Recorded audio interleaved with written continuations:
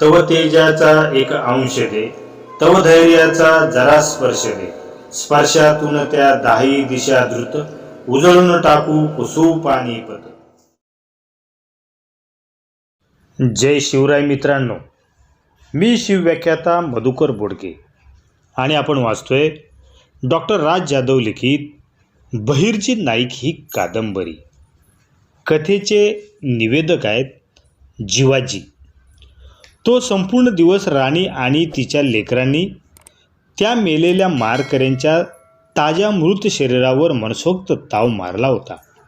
आमचे रहस्य पोटात दडवून ठेवलेल्या आमच्या दुश्मनांच्या पोटाचे आतडे फाडून खाले. आमच्यावर नजर ठेवणारे त्यांचे डोळे राणीने फोडले. नायकांच्या गुप्त हेरीचं कार्य कर्तृत्वावर दाग लागायच्या आधीच तो तिने पुसून टाकला. राणीने जंगलातून रायगडच्या दिशेने जाणारी वाट शोधून काढली होती. तिचे ते अशक्य वाटणारे गूढ रहस्यमयी काम फक्त नायकांनाच समजू शकत होते. जव्हारच्या पश्चिमेला सुरू होणारे ते घनदाट जंगल म्हणजे निसर्गाच्या अद्भुतपूर्व ताकदीचा अनुभव देणारे होते. त्या जंगलातून रायगडच्या दिशेने आमचा तो लांबचा प्रवास सुरू झाला. राणी आम्हाला त्या घनदाट जंगलाच्या पोटात घेऊन गेली. माझ्या मनात राहून राहून शंका येत होती. मी नायकांना बऱ्याचदा विचारले, नाईक, पण या भयंकर आणि घनदाट जंगलात आपली फौज लुटीसोबत जाऊ शकेल असा रस्ता असेल? परंतु नायकांना राणीवर प्रचंड भरोसा होता. राणी पुढे पुढे जात होती, म्हणजेच जंगलात रस्ता होता. परंतु काही केल्या माझे मन मात्र मानत नव्हते. आपण पुन्हा एकदा कुठे फसणार तर नाही ना, याची भीती वाटत होती. शेवटी राणीने नायकांचा भरोसा खरा करून दाखवला. जवळपास अर्धा कोस ते भयावह जंगल पार करून गेलो तेव्हा समोर ते पाहिले ते पाहून मला माझ्या डोळ्यांवर विश्वास बसत नव्हता. त्या जंगलाच्या मधोमध एखादा हम रस्ता असावा असा रस्ता दिसला. कोणी करून ठेवला असेल हा रस्ता. कशासाठी? इतक्या घनदाट जंगलाच्या मधोमध? कदाचित फार वर्षापूर्वीच्या एखाद्या राजाने आपले गुप्तधन गुप्तपणे स्थलांतरित करण्यासाठीच हा रस्ता बनवला असावा, किंवा रस्त्याच्या बाजूने काळानुरूप जंगल उगवले असावे. काही असले तरी तो गुप्त रस्ता आमच्या कामी येणार होता. रस्ता मोठा होता, परंतु काळानुसार कुठे गवत वाढले होते, कुठे मध्येच एखादे जिद्दी झाड वाढले होते, तर कुठे झाडाचे मोठे खोड, तर कुठे एखादे झाडच रस्त्यावर तुटून पडले होते. परंतु ते सर्व अगदीच नगण्य होते. ते छोटे मोठे अडथळे बाजूला सारले तर सुरतेला जाण्याचा आणि लूट घेऊन वापस जाण्याचा जणू काही राजरस्ताच राणीने आम्हाला दाखवला होता. पुढे तो रस्ता कुठपर्यंत जातो हे बघण्यासाठी नाईक आणि मी राणीच्या मागोमाग कधी धावत कधी चालत मार्गक्रमण करत होतो. कुठे थांबत होतो, कुठे आराम करत होतो. नाईक मध्येच थांबून कुठल्या तरी झाडपाला ओरंबडून आणत आपल्या जखमांवर चोळत, त्याचा पाला कचाकच चावून खात, कुठल्या झाडाची पातळ साल त्या जखमांवर लपेटून घेत, मला त्या झाडाचे महत्त्व सांगत, त्याचे नावासहित गुणकारी गुणधर्म समजून सांगत. परंतु त्यातले मला काहीच कळत नव्हते, किंवा मला त्यात रस नसल्याने ते सर्व काही डोक्यावरून जात होते. मध्येच 2-4 ठिकाणी मोठमोठे ओढे वाहत होते. त्यांना पार करण्यासाठी त्यांच्यावर तात्पुरत्या लोखंडी शिड्या टाकून ते पार केले जाऊ शकणार होते. नायकांच्या मनी आले असते तर ते कसलीही विश्रांती न घेता राजगडावर पोचले असते. परंतु फक्त माझ्यासाठी त्यांना आराम करावा लागत होता. नायकांकडे बघून मी सुद्धा कमीत कमी विश्रांती घेत होतो. त्र्यंबकेश्वरच्या जवळ आल्यावर जंगल विरळ झाले. तिथे वस्त्या होत्या. तेवढे पार केले की पुन्हा घनदाट जंगल. तिथून पुढे जवळपास 50 मैलाचे अंतर सावध राहून रात्रीचा प्रवास करून पार करावे लागणार होते. पुन्हा जंगलाच्या आडोशाने जवळपास 50 मैल गेले की माऊलीचा पायथा लागला. माऊली म्हणजे स्वराज्याची सीमा. आम्ही माऊलीजवळ आलो आहोत हे समजल्यावर मात्र आम्ही आनंदाने उड्या मारत एकमेकांना मिठ्या मारल्या. आम्हाला तो रस्ता मिळाला होता, त्यामुळे सुरतेची मोहीम तिथेच यशस्वी झाली होती. या मार्गे माहुली इतक्या लवकर येऊ शकते हे पाहून आमच्या मनात जो धीर मिळाला तो मी शब्दात सांगू शकत नाही. जगदंबेची कृपा राजांवर नितांत आहे, याची मला सुद्धा त्या दिवशी प्रचिती आली. स्वराज्याच्या कामात अडथळा येऊ नये म्हणून की काय जगदंबेने राणीला नायकांच्या सेवेत पाठवले होते. माऊलीच्या जवळ आम्ही विश्रांती घेतली. सुरतपासून राजगडापर्यंत रस्त्यांचा नकाशा नायकांनी तयार केला. त्यावेळी मी पाहिले नायकांनी भिकारीच्या वेशात असताना त्यांच्यासोबत बाळगलेल्या झोळीत संपूर्ण सुरतेची कुंडली होती, ज्यांची नोंद नायकांनी त्यांच्या गूढ भाषेत करून ठेवली होती. ती संपूर्ण झोळी एखाद्याच्या हाती लागली असती तरी त्याने नायकांना वेडा ठरवून सोडून दिला असता. नायकांनी आम्हा सर्वांसाठी करपल्लवी भाषा तयार केली होती, परंतु अशा नोंदी करण्यासाठी आणि रस्ते लक्षात ठेवण्यासाठी म्हणून ज्या नोंदी कराव्या लागणार होत्या त्यासाठी त्यांनी स्वतःची एक विशिष्ट भाषा निर्माण केली होती, जी फक्त त्यांनाच माहीत होती आणि त्यांनाच कळत होती. बैरजीसोबत सर्वात जास्त काळ राहण्याचा मान माझ्या सौभाग्याने मला मिळाला. बैरजींना ज्यांनी पाहिले नाही किंवा जास्त वेळ त्यांच्यासोबत घालविला नाही त्यांना तर बैरजी नावाचं कोडं कधीच उलगडू शकणार नव्हतं. परंतु सर्वाधिक काळ सोबत राहिलेल्या मला तरी बहिर्जी नाईक किती समजला होता? तर माझं उत्तर एकच होतं, बिलकुल नाही. बहिर्जी उभ्या जन्मात कोणालाच कळू शकणार नाही, असंच कोडं होतं. जर तो कळालाच असेल, त्याची संपूर्ण ताकद, त्याचे सर्व गुण कोणाला लक्षात आले असतील तर ते एकच होते, म्हणजे आमचे महादेव शिवाजीराजे. सुरतेवरून रामनगर जव्हार ओलांडले की 1-2 कोसावर जंगल सुरू होत होते. अर्धा कोस घनदाट जंगल आणि जंगलाच्या पोटात शेकडो मैलाचा तो गूढ राजरस्ता. राणीने जणू लुटलेल्या खजिना स्वराज्यात घेऊन येण्याचा राजमार्गच आम्हाला दाखवला होता. जंगलाच्या बाहेर आम्ही आलो तेव्हा नाईक तिला आणि अंगाखांद्यावर बसलेल्या तिच्या बाळांना प्रेमाने कुरवाळत कितीतरी वेळ तिच्याशी गप्पा मारत बसले होते. नाईक त्यांचे आभार मानतोय हे त्यांना समजत होते. ते आपल्या धारदार चोचीने जखम होणार नाही अशा रीतीने नायकांच्या अंगावर आपले प्रेम दाखवत होते.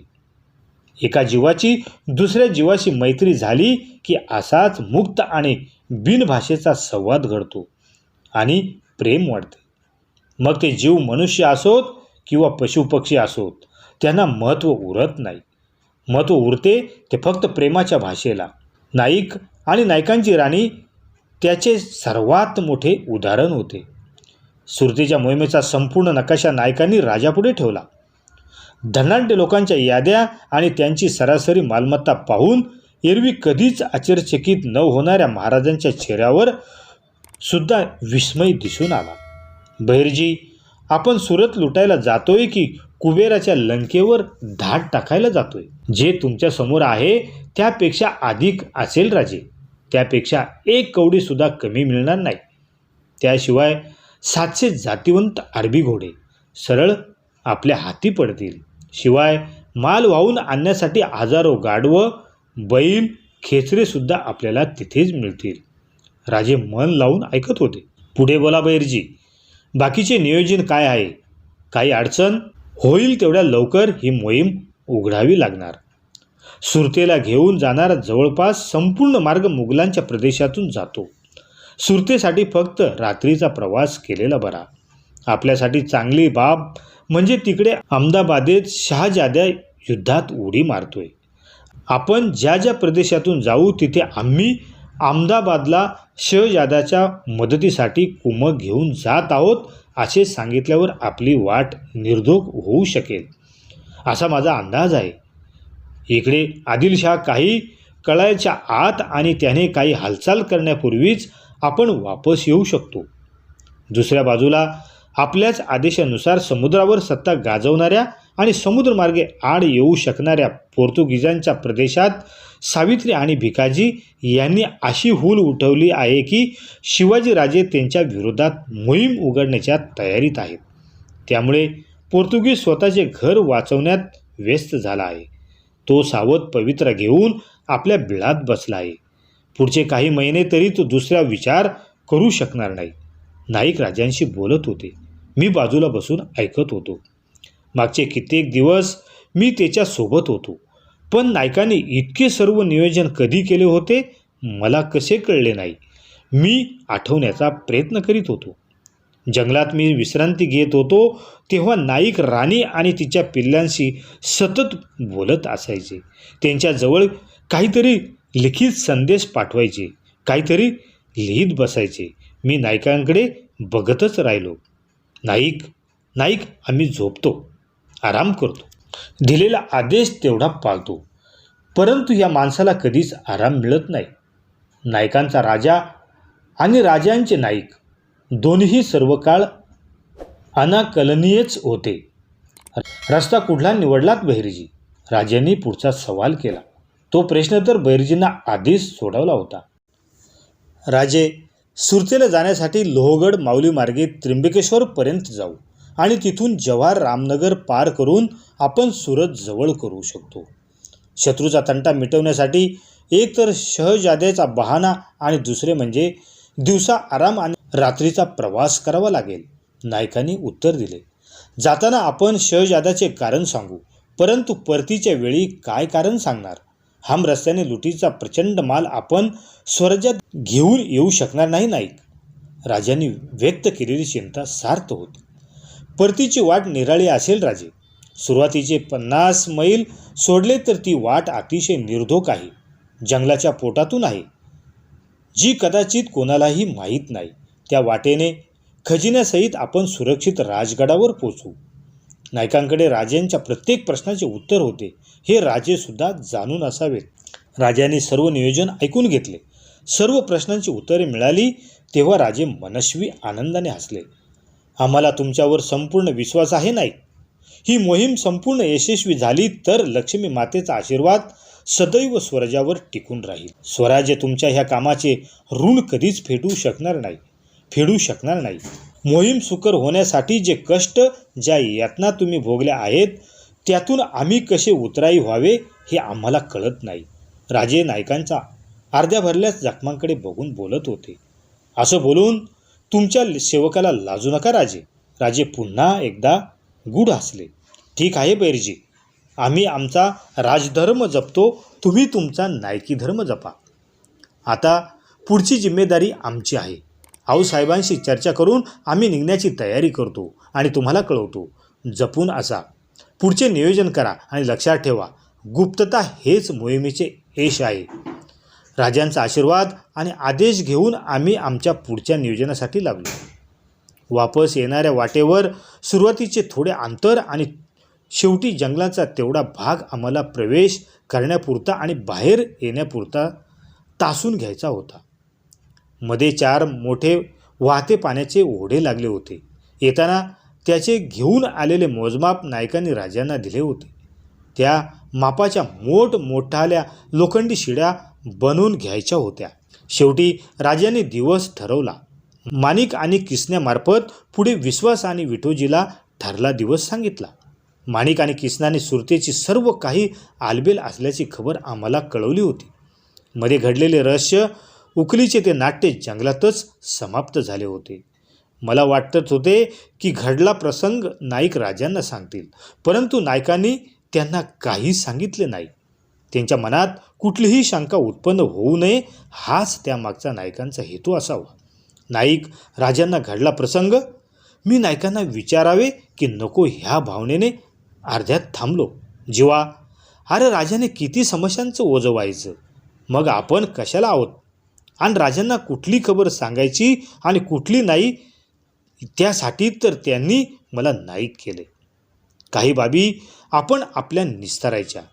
तरी एखादा सुरतेत गेल्यावर मी जातीने इंग्रज अधिकारी जॉर्जला भेटणार नक्की. आपल्यावर संशय घेण्याचे अतिशय अवघड काम त्याला जमले, यासाठी त्याला शाबासकी तर द्यायलाच पाहिजे. क्रमशः आणि हे विचारच घडवतील या संवेदनशील मनात क्रांती. राजे आहोत आम्ही, पण हात जोडून विनंती करतो, वेळ गेलेली नाही. जागे व्हा, आणि आपल्या धमन्यांमध्ये जागवा मर्द मराठ्यांचं सळसळत रक्त. अरे कोण होते माझे मावळे? ही सर्वसामान्य जनता. मी त्यांना अभय दिलं आणि त्यांनीच स्वराज्य घडवलं.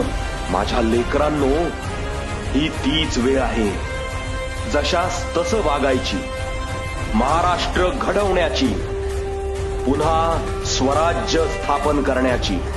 आम्ही रायरेश्वराच्या मंदिरात शपथ घेतलेली, तुम्ही शपथ घ्या. माझ्यासोबत म्हणा, हा महाराष्ट्र आपला आहे. त्याचं रक्षण करणं, महाराष्ट्र अस्मिता राखणं हे माझं कर्तव्य आहे. बोला, हर हर महादेव, हर हर महादेव.